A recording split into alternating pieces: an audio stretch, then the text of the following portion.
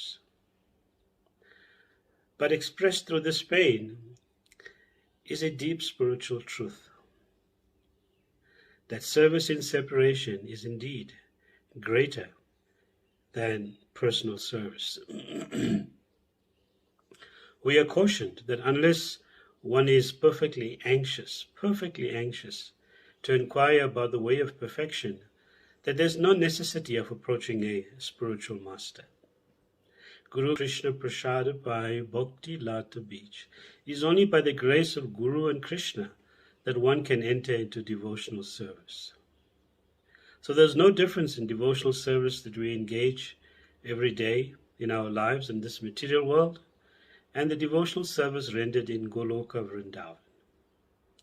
But on a spiritual platform where everything is absolute, there is no difference between that separation and meeting. Rather, one relishes the relationship more in separation than in meeting or than in union. We read in the Srimad Bhagavatam in the first canto of Arjuna's response to Yudhishthira Maharaj's questions about Lord Krishna leaving this world.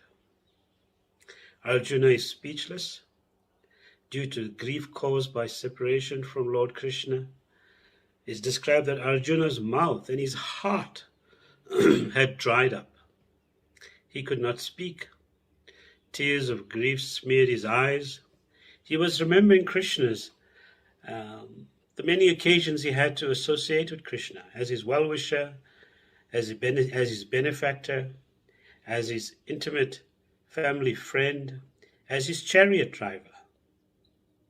That most intimate friend who joked with him, smiled, tolerated his offenses, and how Krishna helped him cross so many obstacles. And it's described in the Bhagavatam that he was feeling intolerable separation. Then Arjuna says, I am powerless, I am left alone, Maya with me.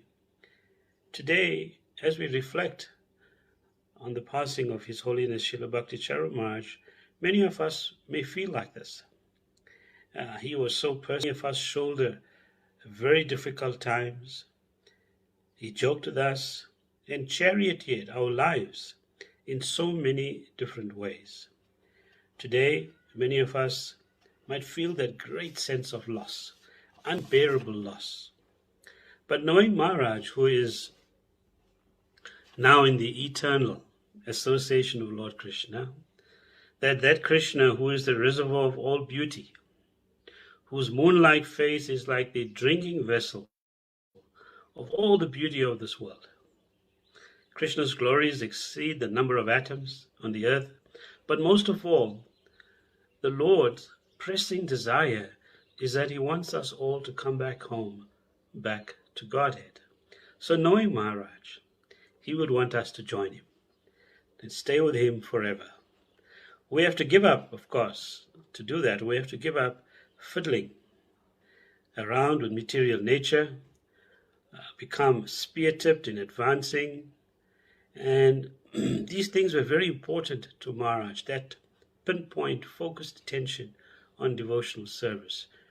Maharaj was very committed to uniting ISKCON, strengthening ISKCON, expanding outreach, carefully nurturing and developing sweet relationships, having the capacity to forgive, and carefully relating to each other, each devotee, with very deep respect and love. Maharaj was the epitome of these aspirations. For me, his kindness and affection was overwhelming. There is actually no way that we owe to the spiritual master. It's not possible. But Shastra tells us the only way to do that is to preach. Vinoda Patram. Vinoda Patram means a joker. Someone who makes others laugh. Some way, someone who tries to repay the spiritual master becomes a laughing stock. It's not possible to repay the spiritual master. The only way to do it is to preach. And that is what Maharaj did every day, every hour, and that is what we should do. If we want to please Maharaj and remember him, we have to follow in his footsteps. I first met Maharaj when I was in my 20s. He immediately asked me to travel with him. I should give up university and travel with him. He said, just leave everything and travel with me. And in all the 3 decades that followed, I grew to love Maharaj and appreciate him. He never once failed to reach out to me. I felt a special bond with him. I remember how he obliged my many requests by stopping midway between Durban and Johannesburg in South Africa. That's a 600-kilometer drive. And Maharaj had stopped just to have a roadside, simple breakfast with me. Or how he sent a disciple to fetch me from the Charles de Gaulle airport in Paris, while he was in Belgium at Radadesh, just to come and have lunch with him. Maharaj had prepared the lunch, and it was spinach and rice, and he waited for me. We eventually arrived many hours later, and Maharaj was so happy, so happy. He insisted that I freshen up, but my bags were in the car that gave me. Maharaj insisted that I use his towel, soft, wet towel that he had just used. After a shower and a sumptuous lunch feast, he arranged for me to be driven back to France. Now I ask you, who would do something like this? It's just unbelievable. That love is just completely unbelievable. On another occasion, we were at the Shri Radharadhana temple in Durban. This was a Sunday love feast program. There was over 500 devotees there. And there's a roaring kirtan that Maharaj was leading. Then, as he went around and around in the circle, he stopped and whispered in my ears that 2 guests have arrived in the temple and that I should attend to them. Of course, the kirtan was so roaring and so absorbing that I, for a moment, was still absorbed in the kirtan. Maharaj came back to me and said, there are 2 German guests that have arrived. Can you please receive them? So I did receive them. And later on in the evening, late in the evening, Maharaj phoned to inquire about these German guests. Now, he told me, you see, they have come to their home of their eternal father and mother, and we should receive them and welcome them back. What an elevated consciousness.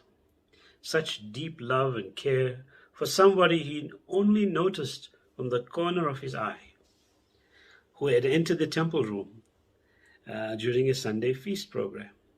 So now that such a personality is no more physically with us, such an exalted Vaishnava to teach us, to correct us, what do we do? Srila Narottam Das Thakur, he asks a very important question. Chadiya Vaishnava Seva Nistara Prachara Keba, that without serving the bona fide spiritual master, who's an ideal Vaishnava, who can be delivered from the clutches of Maya? Narottam is asking, who can be delivered from the clutches of Maya? Now, the question is reiterated in the 5th canto of the Bhagavatam. Mahatsavam dwaram ahu vimukte. If one desires liberations from the clutches of Maya, the pure devotee, Mahatma. Now the question is, who is a Mahatma? A Mahatma is somebody who engages in 24 hours a day in Krishna's service. Mahatma Seva will release one from sinful reactions. So that devotee who is Krishna Arpita Prana, that refers to the devotee who dedicates his life to serving Krishna. He is Narayan Parayana, Vasudev Parayana. The devotional plan, the devotional path is his life and soul. Such a devotee is never afraid of going anywhere, even if it's to hell. So now, what do we do when it seems like we've lost that precious association? As long as the spiritual master is physically present, we are advised by our acharyas in the scripture that we should worship his body. But when the spiritual master leaves, the disciple should worship his instruction. Srila Prabhupada describes how a sincere disciple receives instructions from the Supersoul in the spiritual master's absence. And yes, provided that the devotee is pure-hearted, he gets instructions from the Supersoul This sincere devotee is helped directly and indirectly by the spiritual master and the super soul. You would recall that incredible extract from the Srimad Bhagavatam where the super soul is speaking to the soul and says, "You gave up my company to pursue this world. We live together in the same heart. Although we live together for 1,000 years, we are still very far from our original home. So let's go home." So if we want to go back home, if we want to get Maharaj's association again, we have to obviously first plan to go back home and try our best to follow his instructions. Srila Bhakti Charu Maharaj was a perfect devotee, a perfect disciple, and a perfect amongst us in the age and times that we live in. He followed Srila Prabhupada's instructions without hesitation. So he was a perfect instrument, perfect role model. And it's just so remarkable to reflect just how unique and perfect Srila Bhakti Charu Maharaj was. So respectful, so eager to receive guests, so eager for our comfort, unshakable faith in Srila Prabhupada and the future of ISKCON. How he always loved and appreciated devotees, always compassionate, humble, very surrendered, so considerate to others' feelings. He was always enlivened to answer questions and expose himself in any way to advance the cause of Krishna consciousness. So, being so deeply honest, always ready to share his own realization, always empowering, personally very austere and dedicated, he never fatigued to give Krishna and the holy names to others. That's why Maharaj is so dear to so many devotees across the world. Like the sages of Naim Sharanya said to Sutta Goswami, "It's our good fortune to meet you. You are the captain of the ship. Help us cross this ocean of Kali."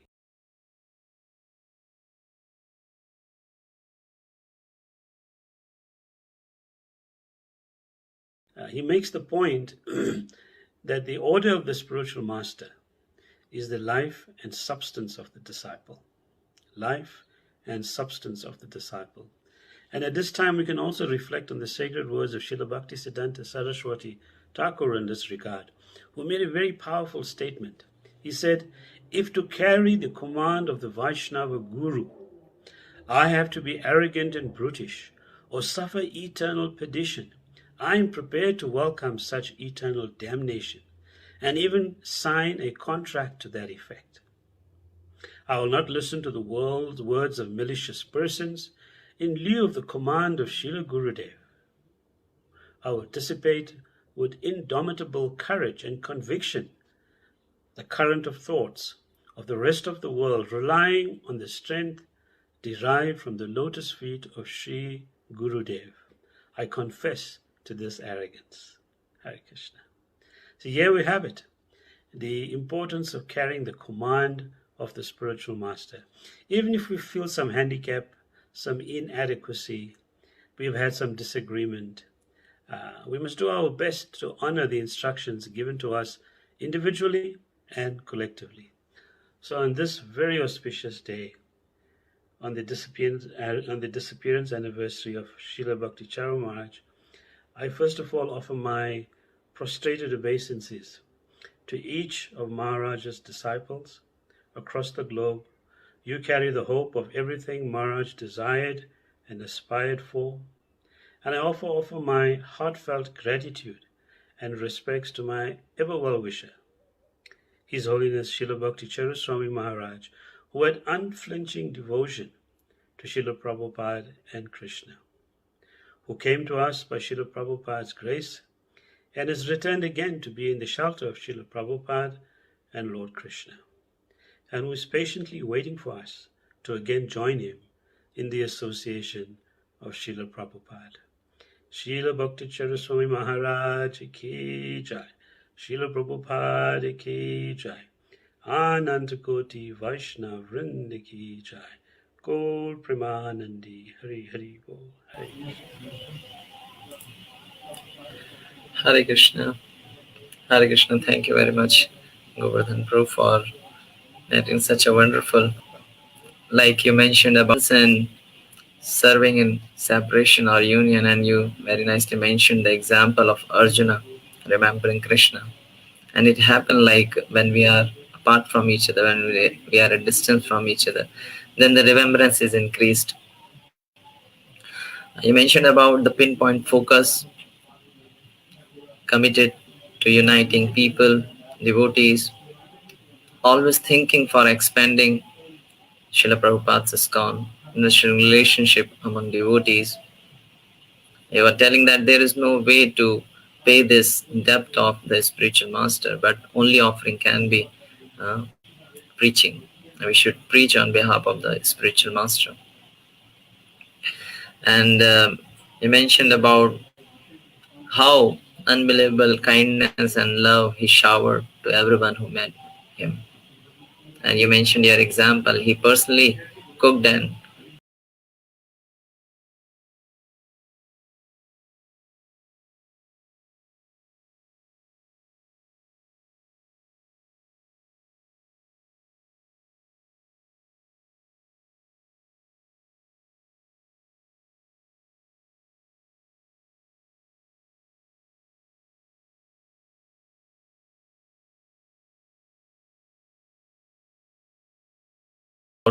reservation and hesitations. And finally, you mentioned about Vishwanath Chakravarti Thakur, that the order of the spiritual master is the light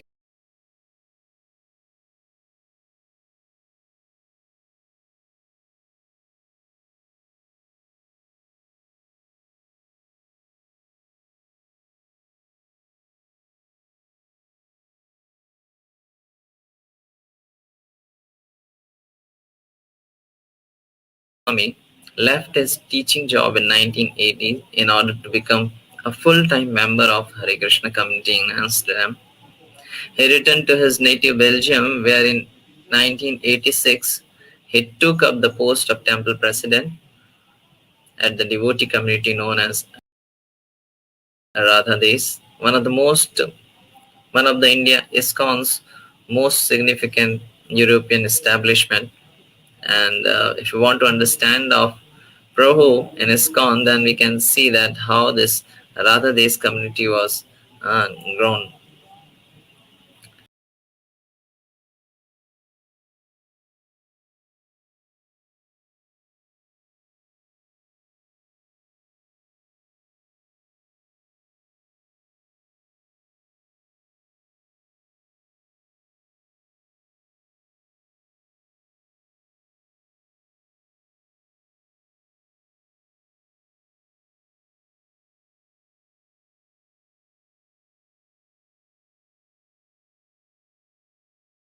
Assignments are Andorra, France, Gibraltar, Portugal, and Spain, and is co-journal secretary with Madhusevita Prabhu for Paris, Belgium, Luxembourg, and the Netherlands, and is GVC for Mayapur. So we are very thankful for Prabhu sharing his memories. We will hear from Hridaya Chaitanya Prabhu. Hare Krishna.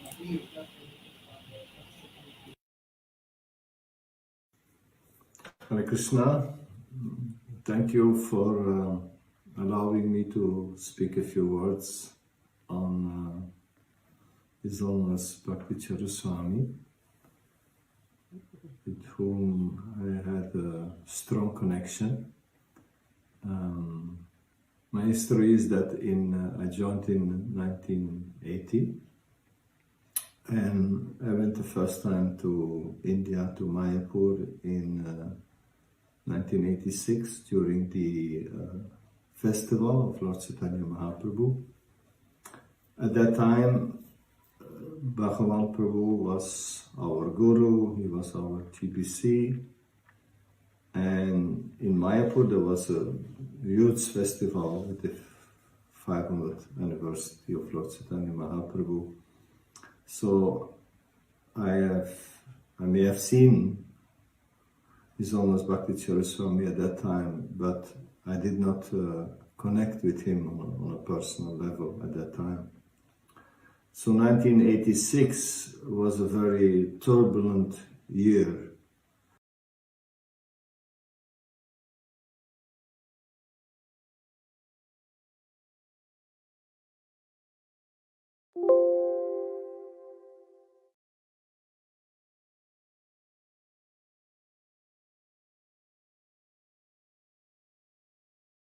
With more than 1,000 initiated devotees, they were left behind. They had no leader at that time.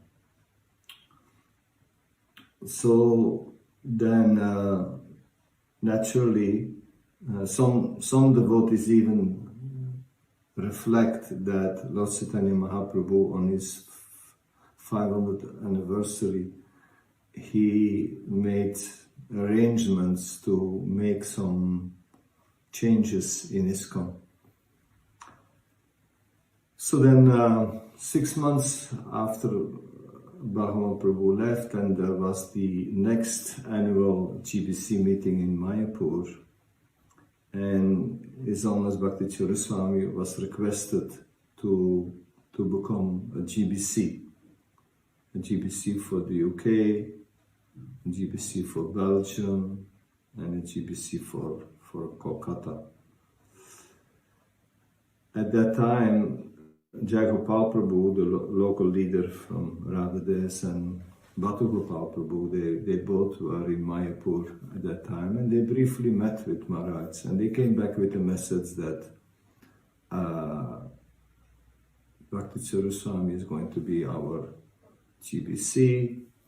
He is more like a sadhu type of a person, and his main service until now has been translating Srila Prabhupada's books to Bengali and preaching. So then maybe 1 month, maybe 1.5 months after Gaur Purnim in 1987, His Holiness Bhakti Charu Swami came to Belgium, came to Radhadesh for the first time, and he immediately did an effort to get to know the devotees. He was open to speak with everybody, anybody. He remembered their name, their connections. He was carefully listening to them. He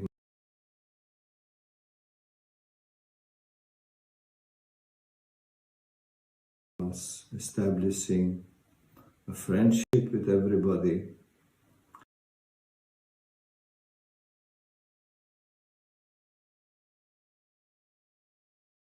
And he was also very conscious at that time that in his dealings with the devotees, that these devotees had been hurt by their guru leaving them. So sometimes he even got like some, you can say, challenging questions. And but Maharaj was always very, very compassionate and forgiving, and he dealt with them in a loving, in a very kind way. He would give nice classes, and sometimes before the class he would sing a sweet Vaishnava songs from the previous acharyas, and once in a while he would also announce at the time of the class, today I will cook for the devotees, so that and due to his previous stay in Germany as a university student, he knew what the Western devotees would like, such as spaghetti with yellow cheese, or pizza, ravioli, things like that. And whenever there was a devotee in some difficulty or something had happened, he would immediately inquire, he would immediately be concerned for that devotee and hear attentively the anguish the devotee went through. And then he would go out of his way to support that devotee, help that devotee, like that. Since Maharaj was Srila Prabhupada's personal servant in the last year Srila Prabhupada was on the planet, he was also imbibed with Srila Prabhupada's mood of compassion and personal example. He was comparing ISKCON to a big boat, and he was encouraging the devotees on behalf of Srila Prabhupada to never leave ISKCON. Whatever happens, never leave ISKCON, and to cooperate with each other and encourage one another in Krishna consciousness.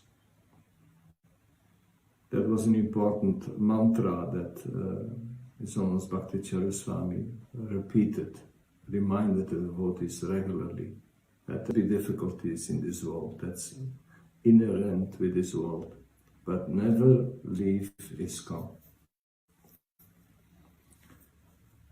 Because ISKCON is not different from Srila Prabhupada. ISKCON is Srila Prabhupada. So he was stressing that very much.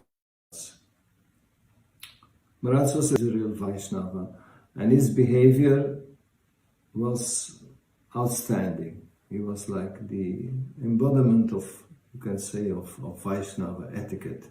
He was teaching that also. In Mayapur, I had the opportunity to serve as a member of the Mayapur Executive Board, the MEB, we call it. And His Holiness Bhakti Charu Swami was a senior member of that board, together with Jayapataka Swami, Gopal Krishna Goswami, and some other devotees. So when Maharaj came to Mayapur for these meetings, either from Ujjain or from any other place, then when he met his godbrothers or the local leaders, he would give them a big hug, full of love. It was always a happy meeting. I personally cherished very much this kind of exchanges with Maharaj.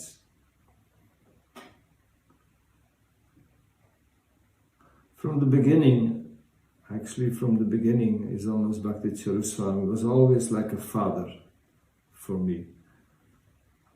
Whenever there was a dispute between different parties, he would always try to bring the parties together. He would be like an ideal mediator, you can say. He would keep the ISKCON family together, and he would create a spirit of forgiving and keep Krishna in the center. You could also see that Maharaj, in a mood of hospitality and service to his godbrothers and other senior devotees, he would use his facilities in Mayapur to invite devotees to take lunch prasadam together.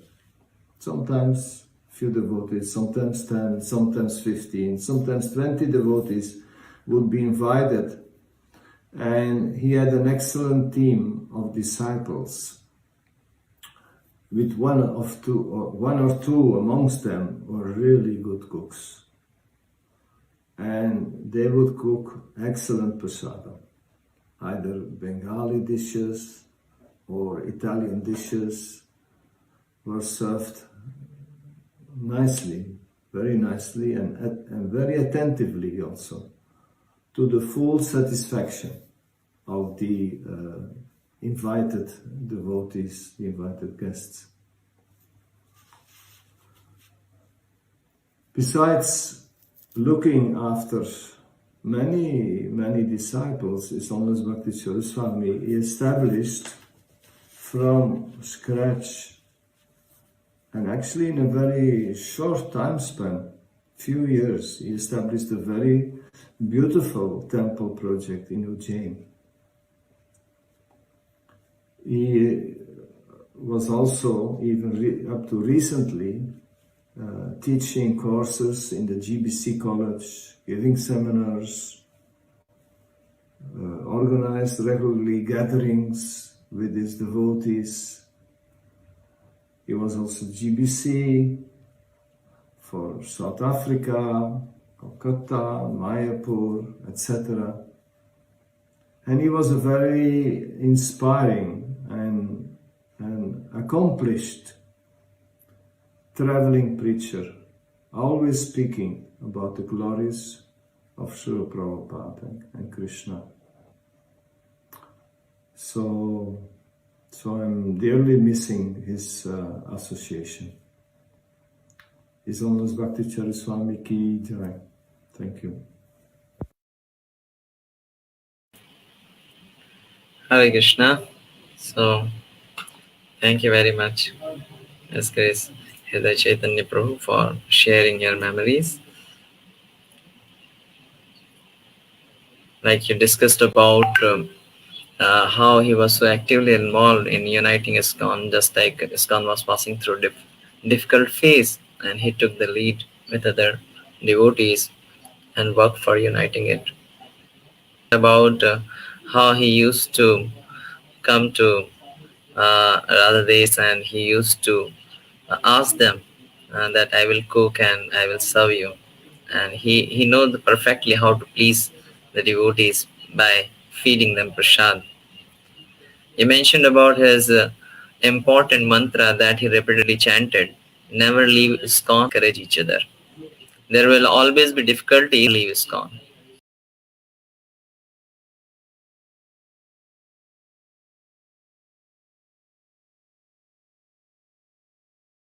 Whenever there is a dispute, he always tries to act as an ideal mediator and keep Krishna in center.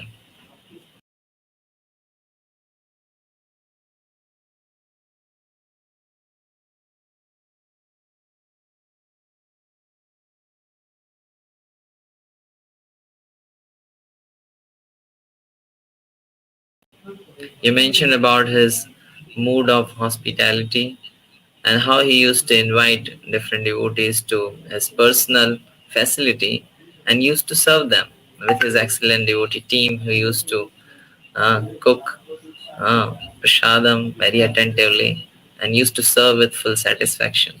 And at last you mentioned about that how Jan project, that is a landmark project in ISKCON. Like in 9 months, such a big temple was manifested. So thank you very much, bro, for sharing your memories with His Holiness Bhakti Charu Swami Guru Maharaj. Thank you very much. Now we will hearing from His Grace Shureshwar Prabhu. So I will just give a brief introduction about Shureshwar Prabhu. In 1970, Sureshwar Prabhu was in USA. Over the years, Sureshwar Prabhu's service has revolved around Prabhupada's books. As a young brahmachari, he distributed books. From 1976 to 1980, he served as the indexer for the North American BBT in Los Angeles. From 1980-1993, he served at Gita Nagari and wrote several articles for Back to Godhead magazine. Various services. Since 2001, Sureshwar Prabhu has served as the main book distributor and class giver in Honolulu, Hawaii. Since 2008, he has been serving half the year in Hawaii and other half in Sridham, Mayapur, where he has been studying and teaching at Mayapur Institute of Higher Education. He currently coordinates MIHE's Orientation Days and Bhakti Vaibhav Course Module 2, Srimad Bhagavatam, Canto 4 to 6, serving as. So we will hear from His Grace Sureshwar Prabhu. Hare Krishna. Hare Krishna. My name is Sureshwar Das, the creator and presenter of the Tauntra Acharya seminar series. So on this bittersweet occasion of remembering His Holiness Bhakti Charu Maharaj, I'd like to focus on Maharaj's contribution to our ISKCON having a more founder Acharya-centered culture. I first met Maharaj in 1987 in Vrindavan, India, when he was teaching at the first VIHE semester, the Vaishnav etiquette course. And that was a wonderful experience. But I really got to know him online when I started hearing him speak about Srila Prabhupada's unique position as our founder Acharya later on in the 90s. And also in the 90s, I spent about a year off and on in and around Udupi, India, the seat of the Madhva Sampradaya.